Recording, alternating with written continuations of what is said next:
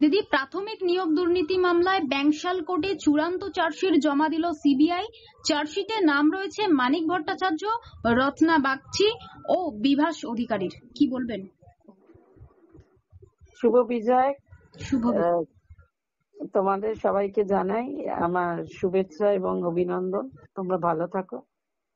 এই প্রশ্নের যেটা করলে, যেটা হচ্ছে চার্জশিট জমা দিয়েছে সিবিআই, তো যেখানে চার্জশিটে, যেখানে দেখো law will take its own course of action, বারবার আমাদের মাননীয় মুখ্যমন্ত্রী মমতা ব্যানার্জিও বলেছেন, এবং আমাদের সর্বোপরি যে ভারতীয় সম্পাদক যিনি অভিষেক বন্দ্যোপাধ্যায়, উনিও বলেছেন যে আইনের ঊর্ধ্বে কেউ নয়।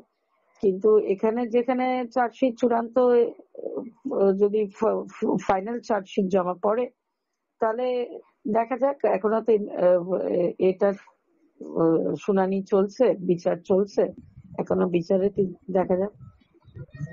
দিদি, 350টি চাকরি বিক্রির অভিযোগ উল্লেখ চার্জশিটে।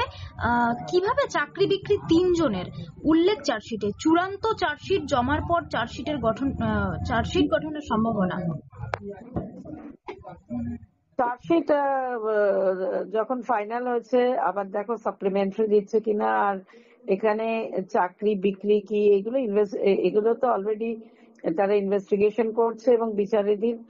দেখা যাক বিচার প্রক্রিয়া কি মাধ্যমে আসে।